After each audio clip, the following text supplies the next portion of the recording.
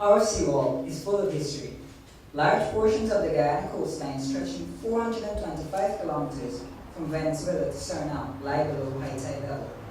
And defense from the threatening Atlantic has been a battle ever since the planters began to lay out estates along parts of the coast at the very end of the 18th century. The perennial challenges continue today. The depredations of the sea claimed plantations Kearfield and Sandpoint near what is now Kitty in 1792. And there has been periodic flooding at various points along the east coast Demerara for 2 centuries. In February 1855, for example, the spring tide rose to a height unknown for the previous 50 years, inundating the ward of Kingston and flooding as far as Plantation Oval. The flood swamped the railway embankment and salted the head of the Lamal Canal. Camp House, which had once been the residence of the early governors, had to be dismantled. The building of the Georgetown seawall commenced later that year, and the plaque of the roundhouse indicates that the first section from Fort Groyne to the roundhouse was completed by 1860. Deadly duels by sword and pistol plus horse racing were staged on the beach between Camp Street and Kitty in the early 19th century, although the beach was later washed away. The governor's pond at King's Ground was dug to provide dirt for a continued embankment to the bandstand area, and by 1872, the seawall had reached Kitty. The bandstand was built in 1903 as a memorial to Queen Victoria. By April 1882, the seawall had reached as far as Unity East Coast, while some other coastal areas were protected by mangroves and corridor, earth dams and jetties. Heavy boulders, concrete walls, and riprap defenses helped in a constant battle to defend our foreshore, and recently with the replanting of mangroves.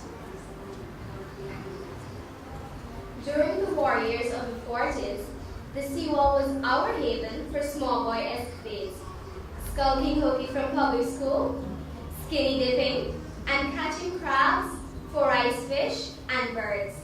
A big chapter thrill was standing seaward at the end of the slippery jetties with the raging Atlantic attempting to wash you overboard. By the teenage years, the sand flat off Camp Street was our lords, where daily cricket duels groomed many national cricket stars, including Charlie Stayers, Pat Legal, and Colin Croft. Thousands gathered at Easter to fly kites, relishing delightful family picnics, and watching bodybuilding and fashion contests. The bandstand was a major attraction, especially after bandmaster Kenny Abreu broadened the repertoire of the local police and began to play popular folk, calypso, reggae, and jazz. Saturday afternoon concerts were a treat. Morning exercises and evening strolls, enjoying our first breeze were like called delight for young and old. By adulthood, as hormones raged, the seawall was a romantic trysting place, a private promenade for lovers.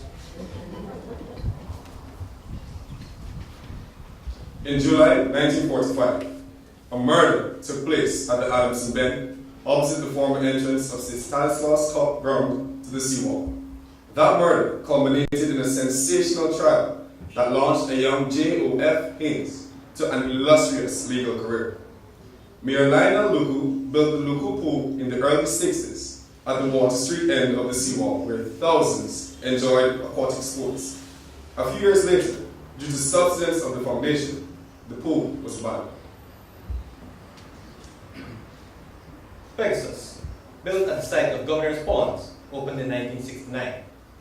Yumaniano was built by the Wayway tribe for the non-aligned Foreign Ministers Conference of 1973.